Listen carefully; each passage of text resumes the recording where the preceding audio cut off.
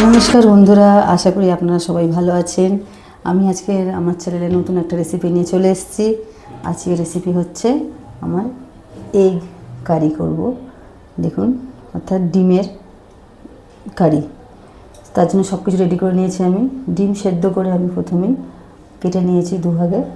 Tomato, কাঁচা লঙ্কা, লঙ্কা গুঁড়ো, হলুদ গুঁড়ো, নুন, জিরা, তেজপাতা একটা, আদা রসুন পেস্ট আর কিছু পেঁয়াজ কুচি।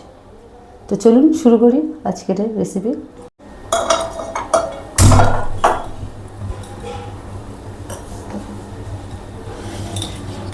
প্রথমে কড়াইতে একটু সাদা তেল দিয়ে দেবো।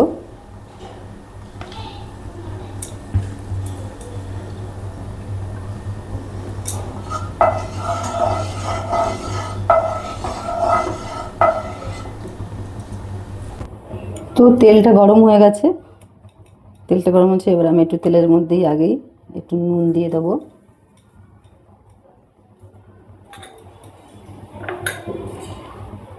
তারপরে একটু হলুদ গুঁড়ো,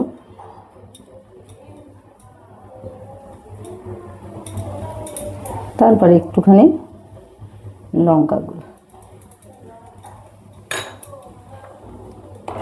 তেলটা গরম হয়ে যাওয়ার পর এটা একদম সিমে করে দেবেন। নুন, হলুদ আর লঙ্কা গুঁড়ো একসঙ্গে তেলের সঙ্গে মিক্সড করে নিয়েছি। এবার ডিমগুলো আমি একটা একটা করে ছেড়ে দেবো। এটা একসঙ্গে মিক্সড করে ডিমটা ছাড়লে ডিমের কালারটা খুব সুন্দর আসবে, দেখতে খুব ভালো লাগবে।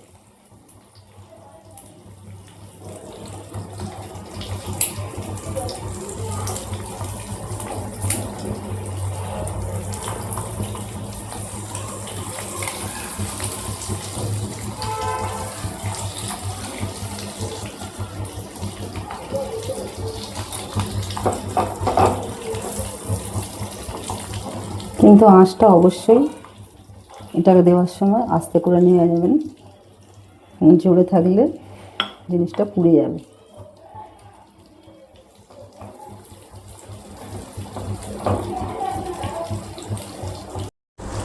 তো এই দেখুন, আমি ডিমগুলো হালকা করে উল্টে দেবো। আস্তে আস্তে উল্টাবেন, যাতে ভেঙে না যায়। দেখুন পুরো ডিমটা কি সুন্দর কালার এসছে এরকমভাবে দেওয়ার জন্য। দেখুন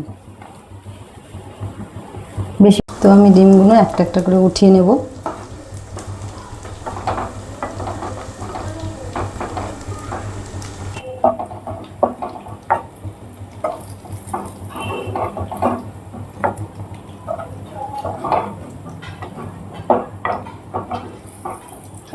তো আমি ওই তেলের মধ্যেই দুটো তেজপাতা আর একটুখানি জিরে ফোড়ন দিয়ে দেবো। এবার সিমটাকে একটু হালকা মিডিয়াম করে নেব, আস্তে ছিল।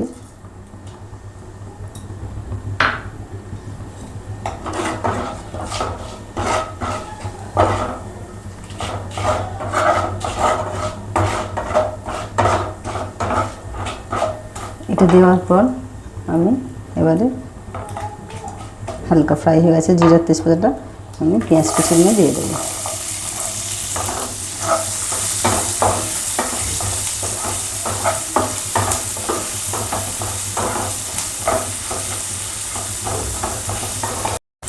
তো পেঁয়াজটা মোটামুটি লাল লাল হয়ে গেছে, আপনারা বুঝতেই পাচ্ছেন একটু নরম হয়ে গেছে। এরপরেই আমরা এর মধ্যে দিয়ে দেবো আদা রসুন পেস্ট করে রাখা বাটা।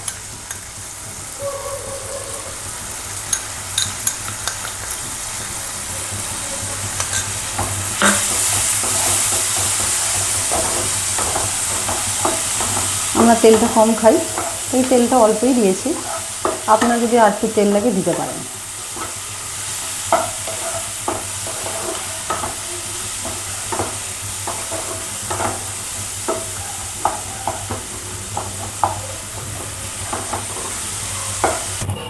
এরপরে আমরা হালকা হলুদ গুঁড়ো দেবো। আগেই ডিমেতে হলুদ দিয়েছিলাম, তাই এবার একটু বেশি না, কম কম করেই দেবো, কারণ তেলের মধ্যে হলুদটা ছিল।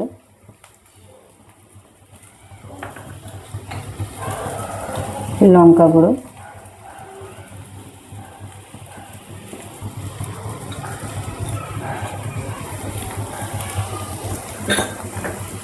টমেটো কুচি,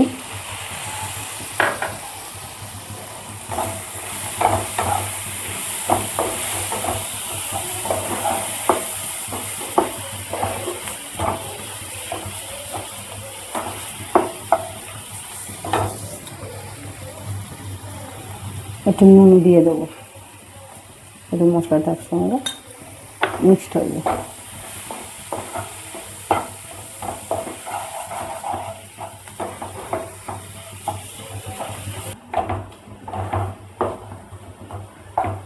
আপনারা যখন মশলাটা দেবেন, মশলার বাটি দিয়ে একটুখানি জল দেবেন, দিয়ে ভালো করে 5 থেকে 7 মিনিট নাড়লেই এরকম পুরো গ্রেভিটা হয়ে যাবে সুন্দরভাবে। এর মধ্যে আমি কটা গোটা কাঁচা লঙ্কা দিয়ে দিলাম, কেন আমার ঘরে বাচ্চারা আছে, বেশি ঝাল হলে খেতে পারবে না, তাই জন্য চিড়ে দিলাম না, আমি গোটা গোটা দিয়ে দিলাম। যার ভালো লাগবে ভাতের সঙ্গে মাখিয়ে খাবে। দেখুন মশলাটা একেবারে হয়ে এসছে। এবার আমি জল দেবো এতে। দেখুন মশলাটা অনেকটাই শুকিয়ে এসছে, পুরো একদম মিক্সড হয়ে গেছে। এবারে আমি এতে একটুখানি জল ঢেলে দেবো, অল্প করে দেবো, কেন একদম কালিয়া হবে তো, বেশি জল দেবো না। এবার এটা একটু ফুটে গেলেই আমি ডিমটা দিয়ে দেবো। 5 থেকে 7 মিনিট ফুটবে একটু। ঝোলটা ফুটেই গেছে, বুঝতে পারছেন।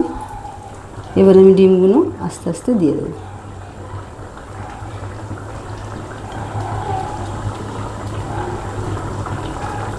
কারণ ডিমের সঙ্গে একটু ফুটতে হবে, না হলে ডিমের যে স্বাদটা আছে ঝোলের মধ্যে আসবে না।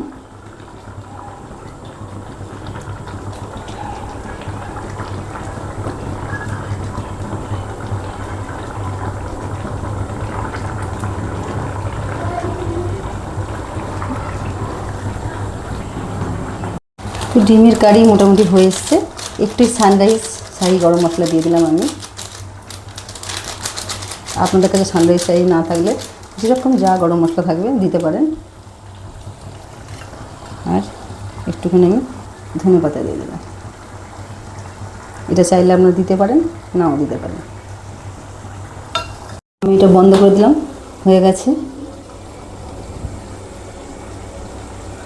এই দেখুন গরম গরম আপনারা সার্ভ করতে পারেন ভাতের সঙ্গে, ফ্রাইড রাইসের সাথে।